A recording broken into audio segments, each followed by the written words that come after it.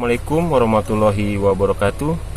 Jumpa lagi dengan saya, pecinta horor yang mengganggu tidur Anda. Kali ini saya dapat kiriman cerita dari sahabat channel Lesa Putri yang bernama Vira Abdullah yang bertempat tinggal di Gorontalo. Mari kita tanyakan dia. Vir, apa sih yang biasa dialami orang-orang indigo? Nah gini kak, aku itu kan bukan keturunan juga sih bisa ngeliat yang kayak gini. Tapi emang dari Allah yang memang ngasih aku itu kelebihan mungkin. Nah waktu pada tahun kemarin itu kan aku Agustus itu kan ada buat acara organisasi gitu. Nah ada buat acara organisasi gitu di lapangan sebelah rumah aku itu. Tapi sebelumnya kita udah latihan itu kan untuk acara itu dan menyusun konsep gitu kan kak. Di sebelah lapangan rumah aku itu kan ada rumah kosong yang memang udah lama banget. Dan di sebelah rumah itu di belakang rumah itu ada lapangan besar. Dan di belakang rumahnya aku itu ada pohon besar banget. Dan itu tempat mereka gitu, maksudnya tempat kerajaan mereka gitu, tempat ngumpulnya mereka gitu. Nah di belakang rumah aku itu kayak macam ada kolam, bukan kolam juga sih, cuman kayak kolam. Tapi di kolam itu udah berlumut karena nggak ada yang mau ngebersihinnya gitu.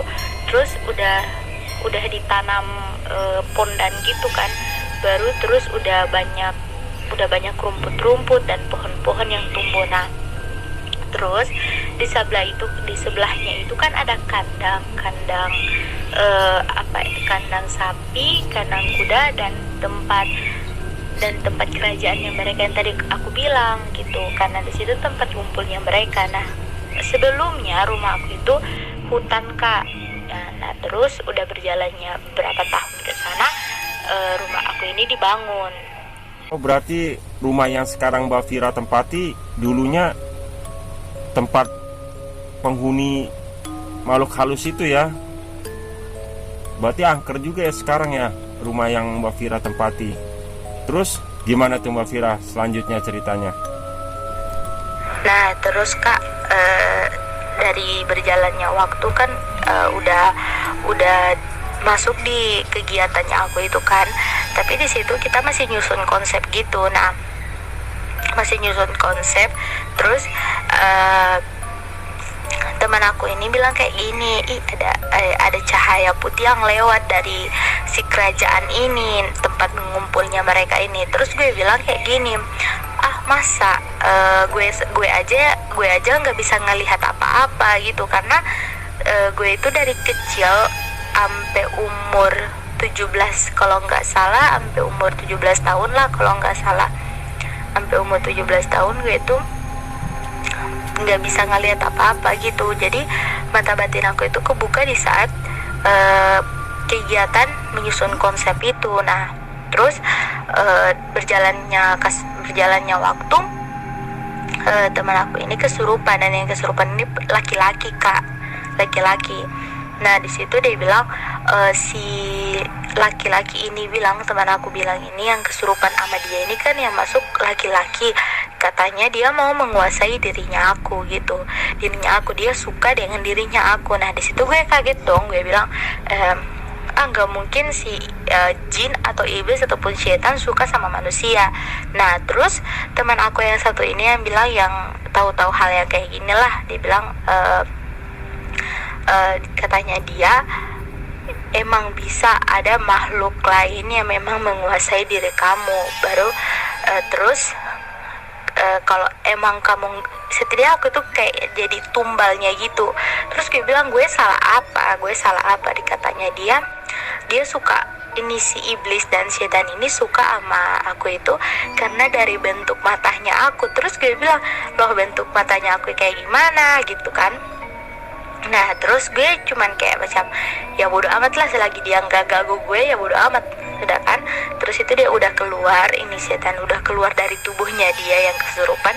Terus berjalannya waktu, gantian nih kak, gantian aku yang kesurupan. Aku itu kesurupan di saat kejadian itu, di saat acara berlangsung kak.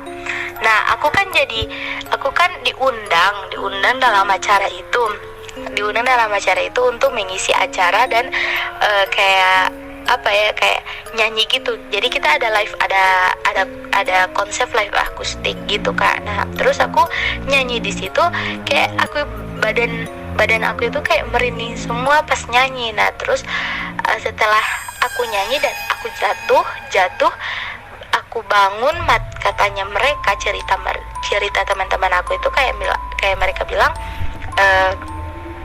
matanya aku itu kayak putih semua dan udah nggak ada hitamnya gitu, dan aku udah kayak ke atas gitu mata aku, dan badan aku itu udah pucat, udah biru dan kayak macam orang kesurupan gitu kak. Nah terus aku 3 hari nggak sadarkan diri.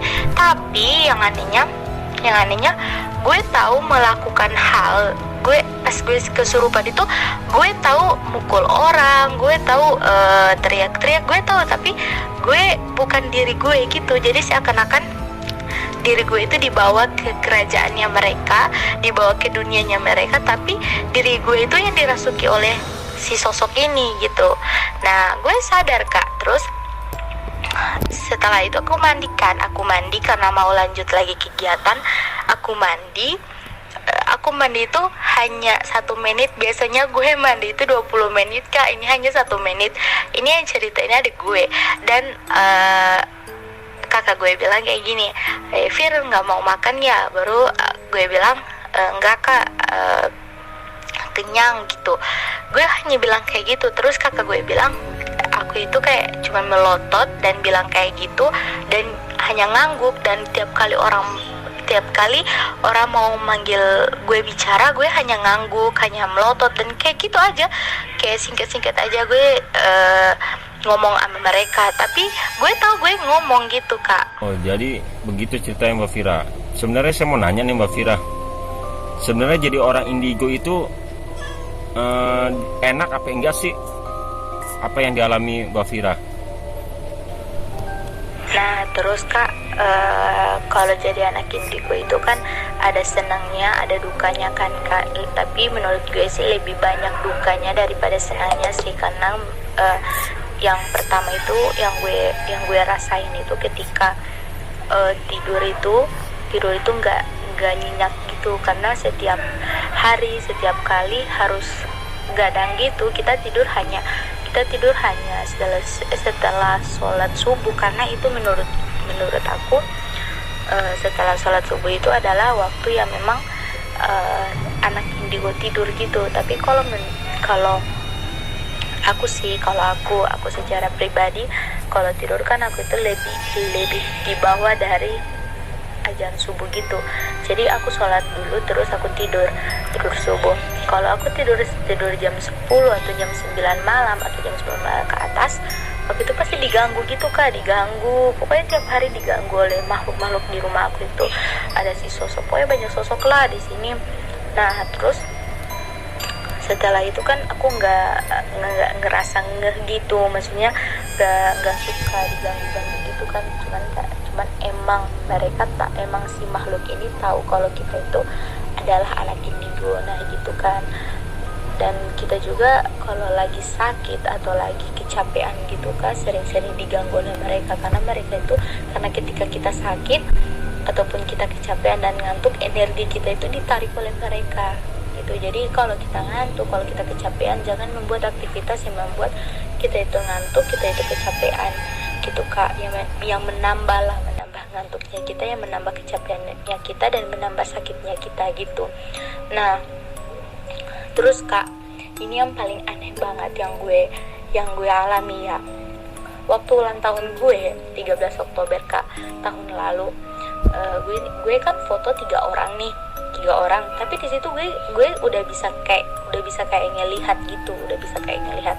Nah, waktu ulang tahun gue kan gue foto 2 orang, 2 orang, aduh merinding, 2 orang, aduh merinding banget. Tiap kali gue ngeceritain ini pasti gue merinding, asli merinding.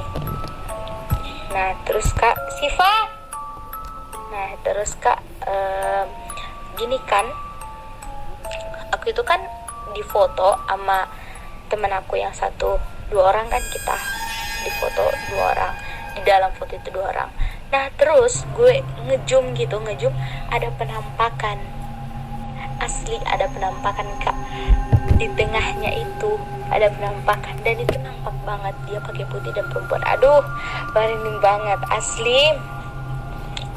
Dan itu emang pengalaman yang mungkin gue masih pikir sampai sekarang, kenapa sih dia mesti memberanikan untuk muncul di depan kamera, padahal gue setahu gue kalau makhluk halus itu mau muncul di depan kamera itu adalah energi dia sangat besar gitu. Jadi begitu kisah dari Mbak Vira ya, menjadi seorang indigo. Terus kalau misalnya mau collab Mbak Vira, terus gimana tuh caranya Mbak Vira?